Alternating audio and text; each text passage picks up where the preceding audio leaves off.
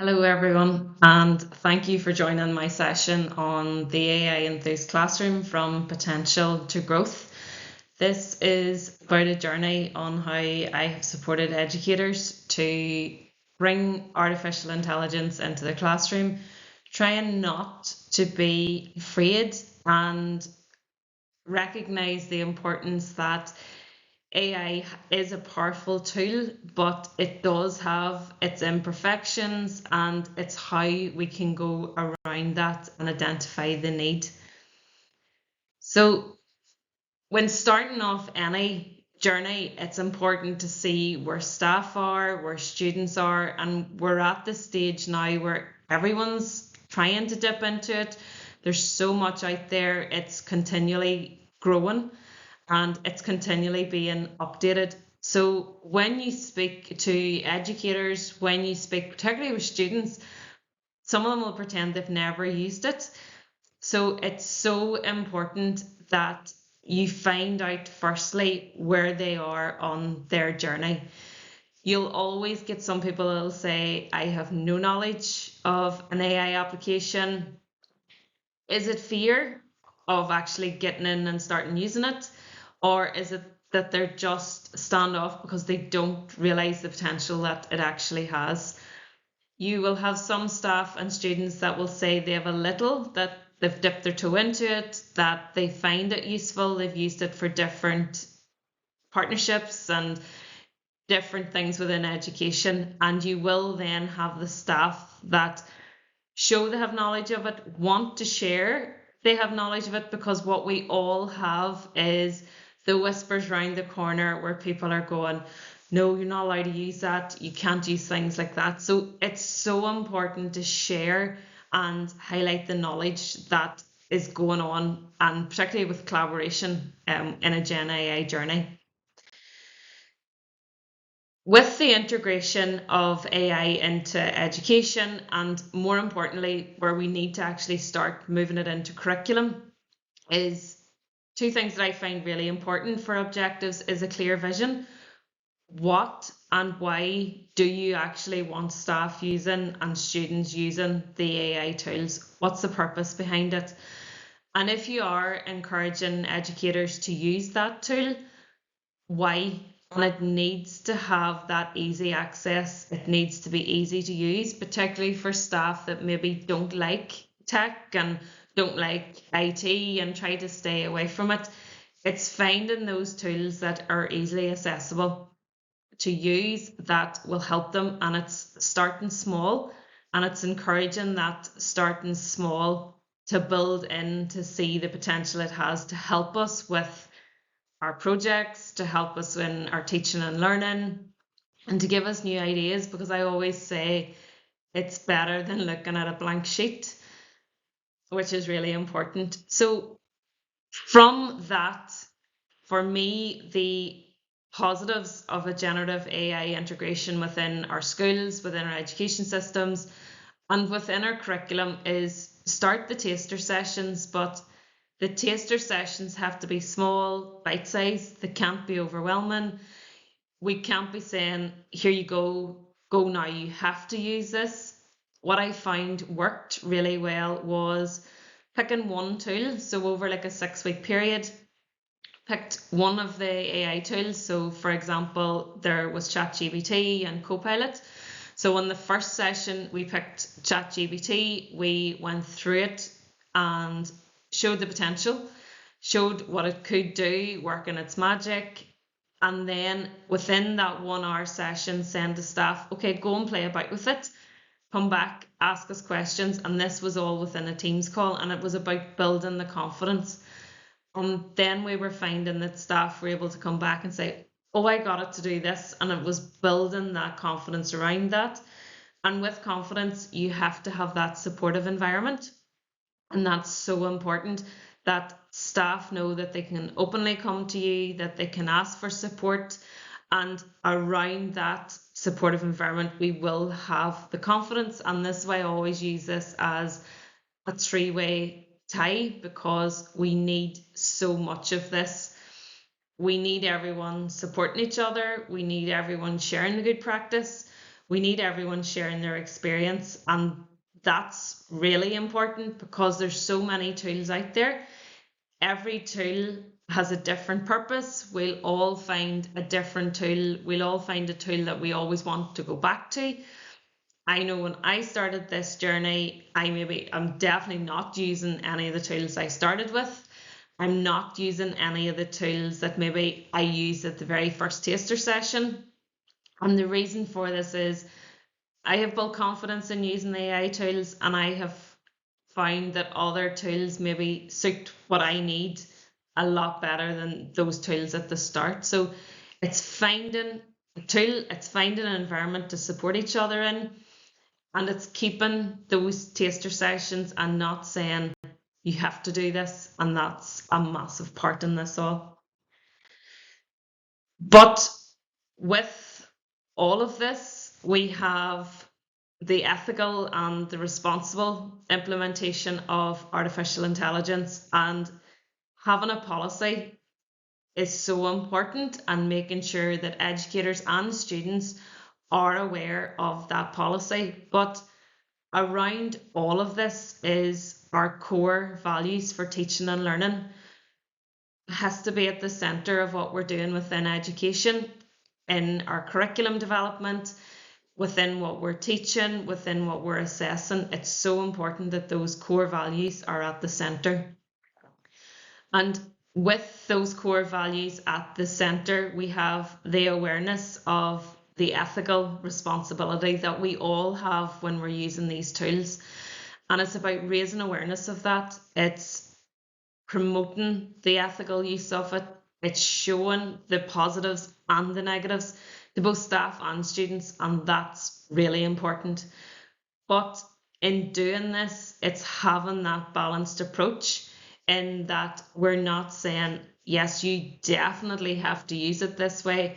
You are really looking at the 80-20, where maybe you're still doing 80% of the work and your AI platform's doing 20% of the work. So it's really important to find that balanced approach and allowing staff and students to recognize that you still have some of the work to do.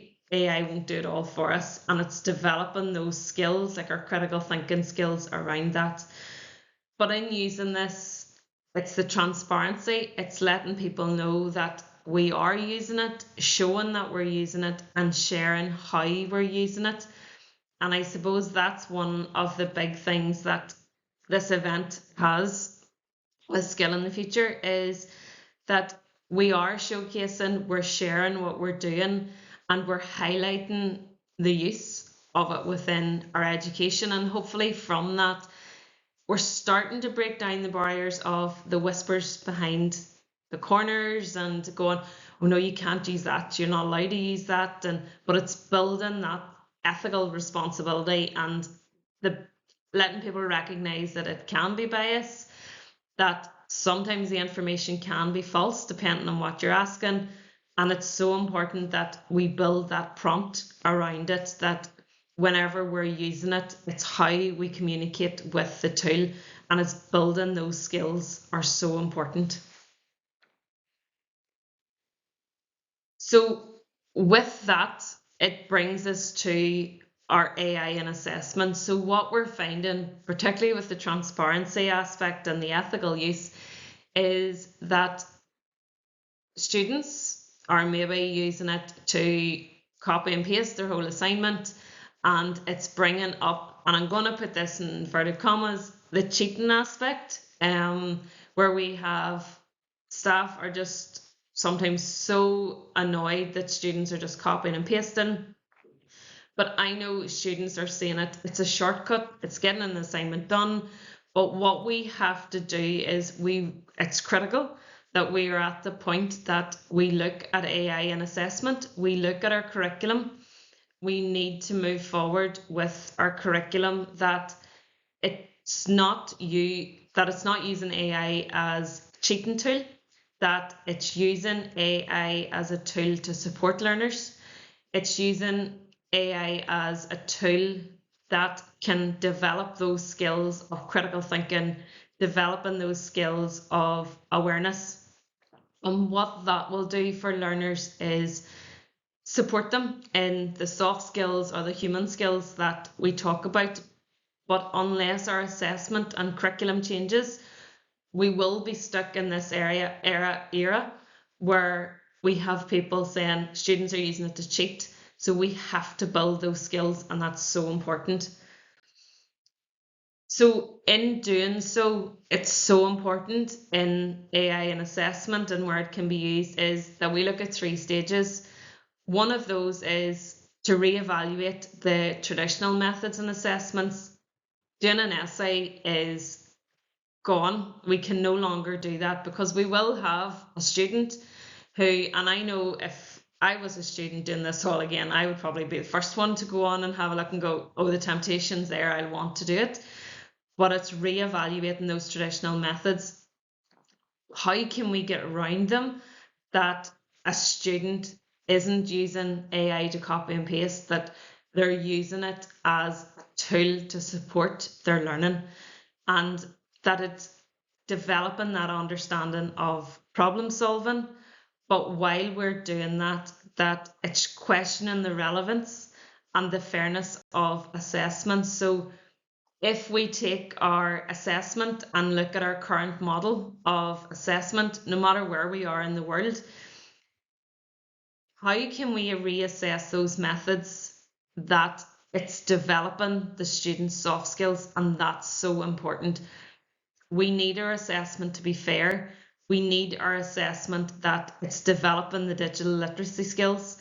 It's developing the awareness around AI. It's developing those soft skills that AI doesn't have, the emotional and the social aspect of it. What can we do? And there is so much work being done within this space. And from that, what I have developed, and with the support of other colleagues across the world, and I will give a mention here as well to Phil Alcott, AI in a PBL classroom, and I know Phil calls it AI X PBL.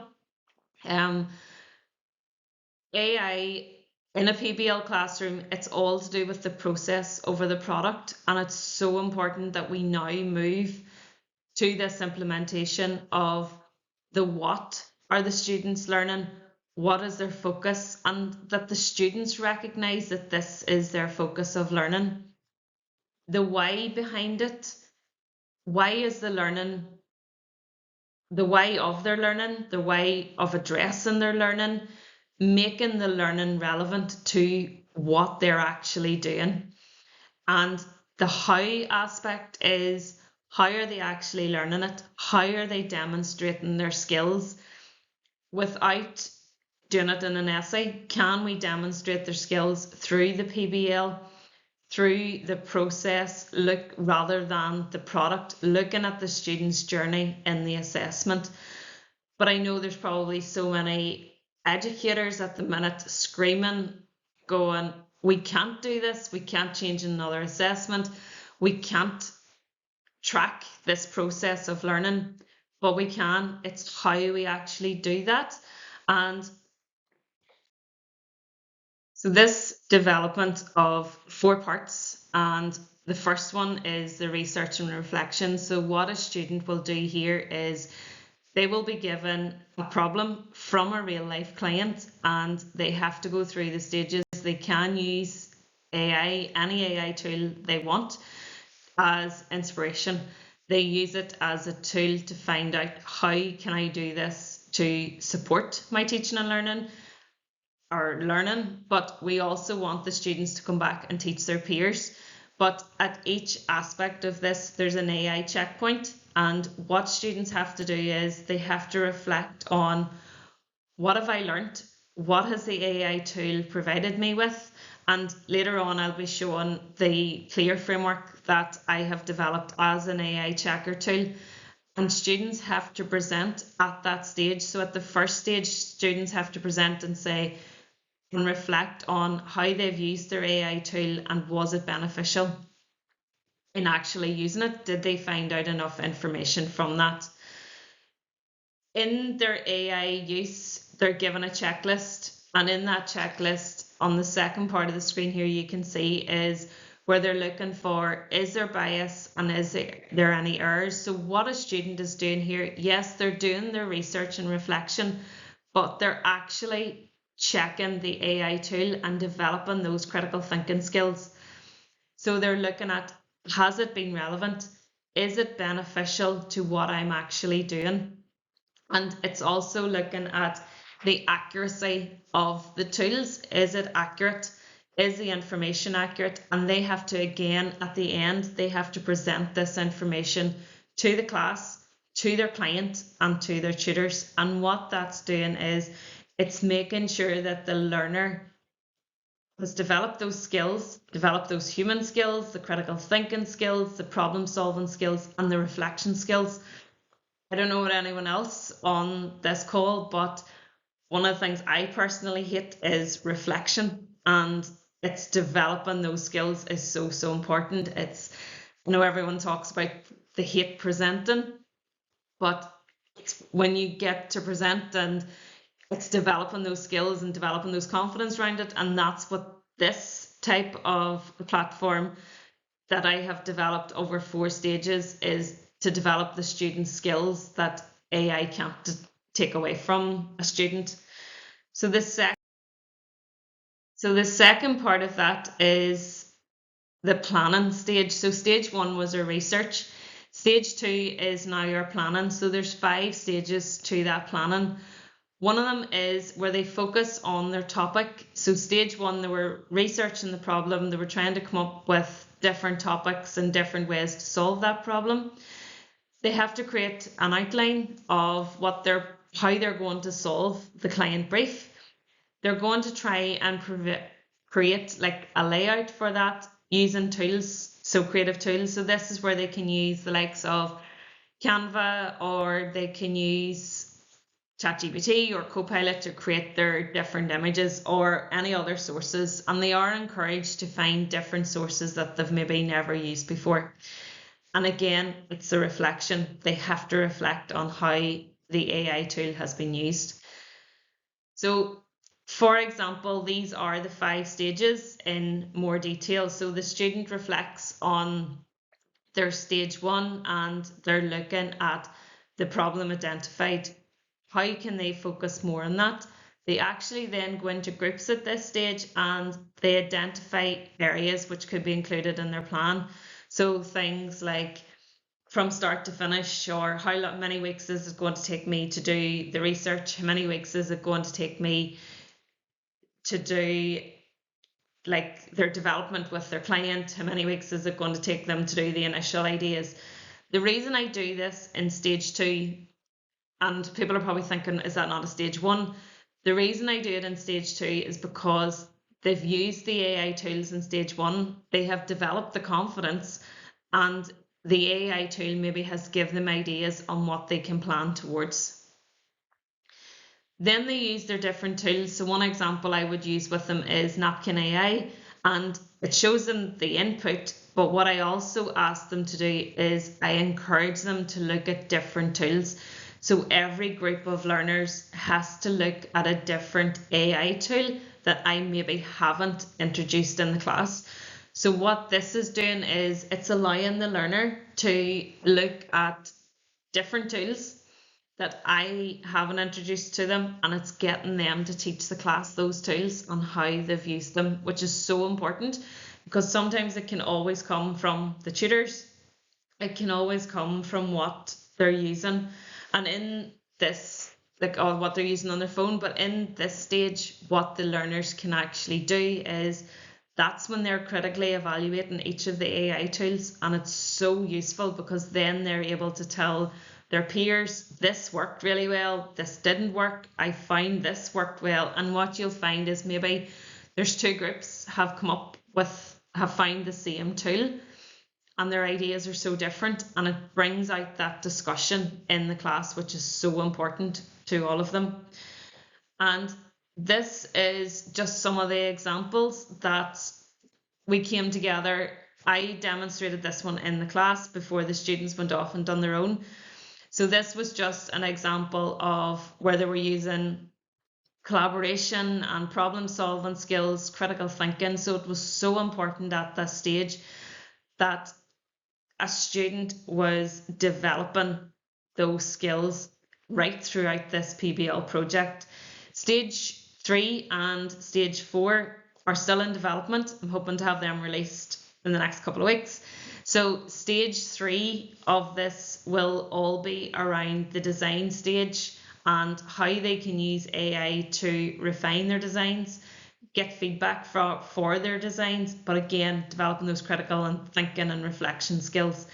And stage 4 then is a full review. And I use the DICE model.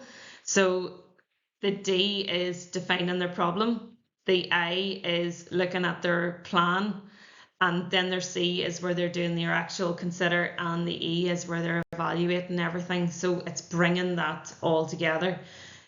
The I's investigate, couldn't think of the word there. So there's so much around this, but again, it's really promoting that student looks at how can I use it, how can I critically reflect on this. So from that, I was finding students don't know how to critically reflect and they really struggle with that. So what I've developed is the CLEAR framework, and what the CLEAR framework models is the word clear. So the C is consider, the L is learn, then we have the E is evaluate, the A is act, and the R is reflect. So again, building in those reflection tools. So when the student prompts the AI tool to do whatever task they're asking for, they have these 5 stages to go through to see, does it work? So the consider is, what was the main idea or response provided by AI? Does the response directly address the question? Was there any assumptions made? Did you have to ask for any further clarity? So it's letting the student develop that confidence. And the real important thing is, what did they learn from the actual response? So what insights did they gain? Because why use these tools if we're not learning something new? Was there something in it that the student didn't know before that they now understand and they now know? And it's looking at how they could apply that information to their understanding, their current understanding of their project, of a student's project, of their research. So it's how they're able to develop that. When they come then to the E stage, which is evaluate, they have to look at, and this is where their critical reflection and critical thinking is really coming into play, they have to evaluate it in terms of how accurate was the response? Was there any gaps or errors that you've identified? And if they're unsure, this is where they then have to go and research further using either a different AI tool, or they go and they research it in the library, they go and research it in Google, but they have to show an alternative that they have actually used in this. And the final, for stage 4 then is the act. So what was their next step? So based on what the AI tool has provided, what was their next step? How could that information be used in their project or in their process of learning? And could they refine it? Was there any way that it could be made better based on the AI's answer, and how it could help and guide like future work or future projects? And it's so important to look at that.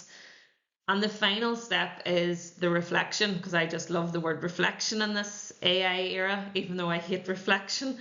But it's looking at what you can find most helpful about the AI's response. How is it helpful?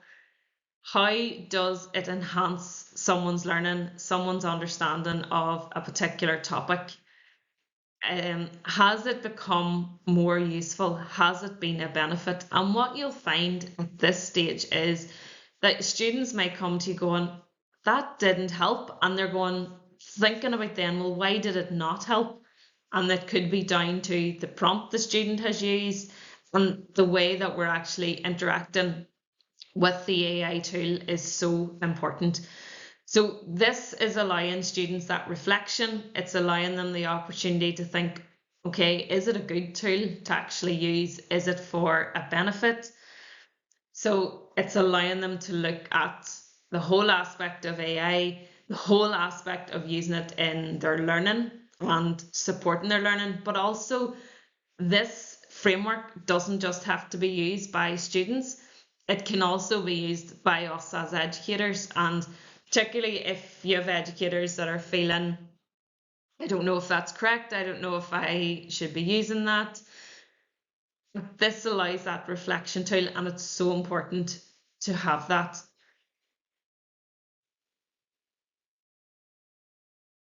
So from that, you'd be so glad to hear on the final slide, but is our key takeaways where we are, where we were a year ago, where we are going to be in another 6 months is going to be so different. It's going to be how quickly we can move as educators, how quickly we can be moved by departments of education is going to be so important, because that is what's going to push this forward, keeping our policies in place, making sure our policies are continually updated, because these platforms are changing so often. It's how we can act on that. But in using our tools for our teaching and learning, it's so important that we are using it, that it maybe can improve the student engagement. I know for me, it has definitely done that, especially with tools, for example, Quizy or Lesson Up, where it's becoming more interactive. And I know there are other tools out there. Those are just some of the tools that I have been using this year and tried to foster into my teaching and learning. Enhanced performance. I have really noticed with any assessments that I have changed into a PBL format, the performance has been so much better. The engagement has been so much better, and students are actually wanting to learn it, wanting to know more, wanting to understand more. So I am a big advocate for a PBL. Maybe we don't call it PBL, maybe we call it something else, because there is a fear. It's probably nearly as big a fear as AI of moving to a PBL, but it's remembering that PBL is not a booklet.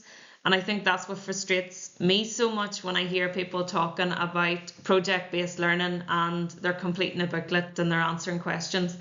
It's not about that. And it's so important that we get that message out, that PBL is developing those critical thinking skills, the problem solving skills of our learners, and that's only a few of them. We all do need to continue with and identifying what training needs do we need as staff, as educators. What training does our students need?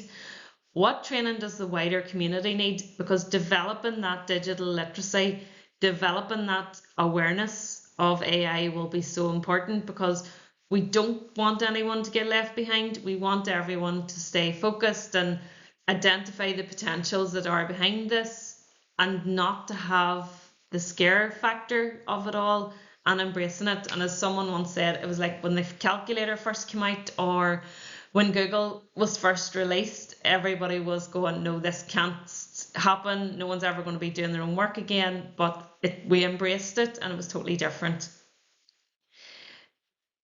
Having less students use AI in their assessment is so important, and that's why we really need to focus on that change of AI in assessment and how we're using it. It's encouraging students to use it, because I know if someone says to me, you're not using it, the first thing, or you're not doing, the first thing I want to do is actually want to go and do it. So our students are going to be no different in that. And now in our AI era, we're embracing it, but it's developing, it's using it as an opportunity to develop those new skills.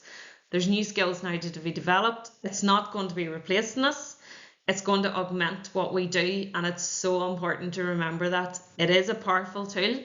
It's an imperfect tool, but it's going to augment more than what we do than replace, and that's a key thing for me. So what I would like to do is thank you for the opportunity, and thank you for coming along today to hear my view on how I have developed the AI Enthused classroom from potential to growth. It's still growing, and I hope it's going to continue to grow. Do follow me on LinkedIn and Instagram for regular updates, and my email address is also there. Thank you.